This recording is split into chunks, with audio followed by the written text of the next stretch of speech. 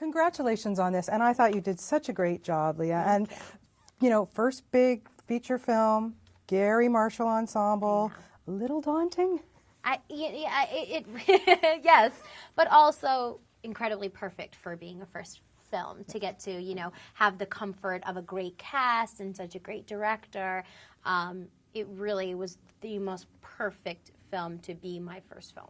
What is it about Garry Marshall that just makes everybody clamor to want to be, look at the cast that he's gotten for this film. It's amazing. I mean, not only his history of the incredible films that he's made, but also that he's just such an incredible person. You want to be around him, and that's why people do his films. Everybody's been doing a great Garry Marshall. Can you do him?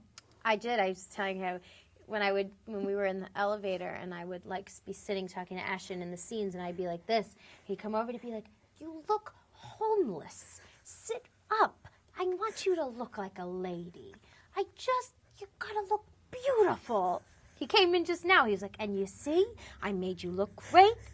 I can't. I was like, when he told me I looked homeless, I almost started to cry. Ashton had to calm me down. I heard he kept saying to you to be sexier too, or something. Yes, to make me to be sexier. Ooh, sorry. I guess, yeah, he wanted me to look like Ashton had to pick me up in one scene, and he had telling me to elongate my legs. But it's one of those things where you don't think about it, and then good thing I saw it, and I was like, oh. He's like, "You see, I told you. You saw the shot. Your legs look beautiful." And then, I can go on and on about I think he only hired me because of my legs. Well, no, I think there's some other factors. No, literally when I met him for my meeting, he was like, "I didn't know if you could do it, but I saw this picture, and your legs were beautiful." I swear, I'm like, thanks to my genetics. Well, there you go. That's a good thing to know next time. Yeah. I can go on and on about your phenomenal voice. It's one of the most spectacular things I've really ever heard. And I'm a Broadway girl. And honestly, I saw you in Spring Awakening, and I watch you every week on Glee. And really, you moved me to tears with some of your duets. I sang a song last night on Glee. I was hysterical crying. My cast was coming up to me, they're like, "Why are you crying?" I was like, "It's beautiful." Well, seriously, that's how I feel when I hear some of the stuff you do. But we'll get to that in a second. But I want to ask about working with Jon Bon Jovi, because was that a dream come true? I love him. He's so great. I was very happy to be his backup singer. Yeah, he's a good guy. Yeah, so he's that great. Makes life a little easier. Yeah. Now, being a New York native, of course, is the ball drop thing something that you like to go to, or rather watch it on television? I did it once. I was happy I did it. And now I have my own secret location in New York that will remain unknown, that I think a lot of the New Yorkers go to. And so we'll let everybody else go to Times Square, and we have our own little New York party. That's good. Is New Year's a really important thing for you? Or? Yeah, totally. It is. I'm all about traditions, and, I love just the idea of having one night that's going to really kind of set the ground for how you're going to start your next year. Yeah. You, of course, spend most of your time in this movie with Ashton. What was it like to work with him in that close quarters as well? He was fantastic. He's such a sweet guy, and he's such a hard worker, and, he's smart, too, which I think was the most, I couldn't believe he's such an intelligent guy. And I'm so thankful, being that we were in such close quarters, that we did get along as well as we did. It really helped me feel comfortable for my first movie. Yeah, good. It was a good chemistry, I thought. Yeah. I thought it worked really well. Yeah. Back to the singing, because I'm just love, I'm so jealous of the people that you have sung with, from Matthew Morrison to Idina Menzel. Oh my God, Chris Colfer and you are just spectacular together. Thank you. Everybody that you get to sing with on Glee. Is there somebody that you would just die to do a duet with? Probably Barbara or Celine. Why not shoot for the top? Why not shoot for the moon, But I would rather watch them sing than sing with them, because I just love them so much.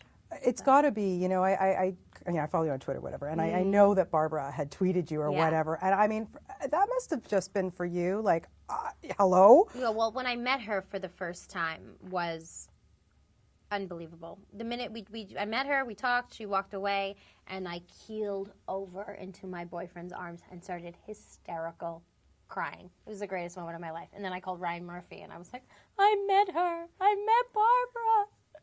I remember the first time I met her, too. I actually did cry. That's the first time on an interview in 25 years that I ever cried. She's fabulous. And she took my hand. She goes, "I don't bite." And it was just, I understand. I'm going to do that from now on.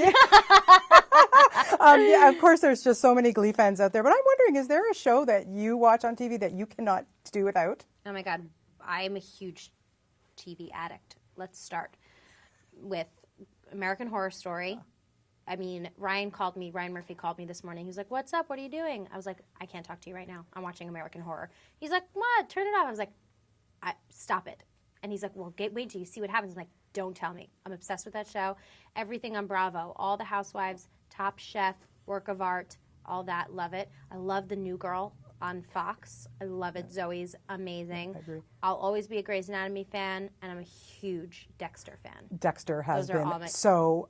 Did you see that cliffhanger? Yes. Oh my God. Surprise on last week? Oh, okay. Colin we called Hanks? it. We called it. You though. did? We did. We called it. I You're knew joking. that was because no. I had no, and my friend was like, "Wait until you see the episode." I was watching it. I was like, "All right, this is good. This is good." And then I was like, amazing. Yeah, I don't want to give too much away, but I was watching it like The Sixth Sense. Yes. Yeah, and there you go. Okay, so coming up, you have this cute little film coming up called Dorothy of Oz. Yeah. Tell me a little bit about that, because that's doing voice work, and now you're like kind of isolated in a booth here. So tell me a little bit about that. It's really great, except when they make you scream over and over again. Now scream like you're going down a hole. Now scream like you're in a tornado. And I'm like, I don't want to do it anymore.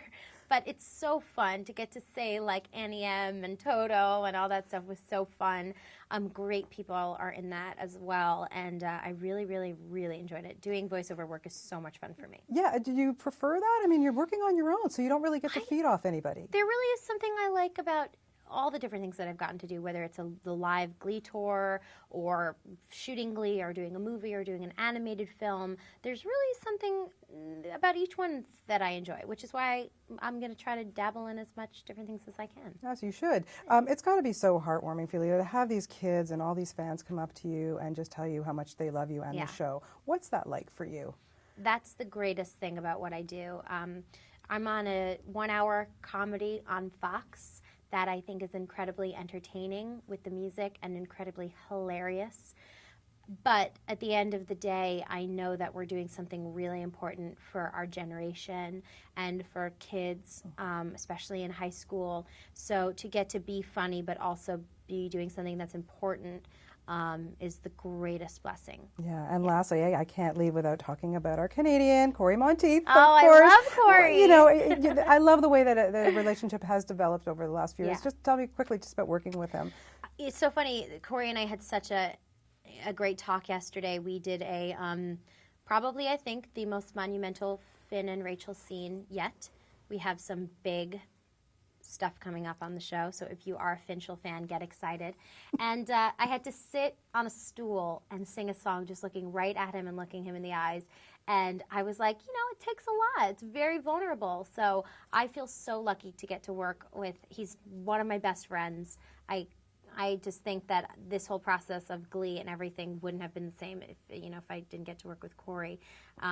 So I just adore him. Well, thank you for everything that you do. You really are a spectacular talent, and I don't know who I need to write, but I really hope you get the role of Eponine in Les Mis, because seriously, I can't see anybody else but you playing. Thank you. Write a letter. I will. I will. Good talking to you. You seem like you've got some chutzpah that they would listen to you.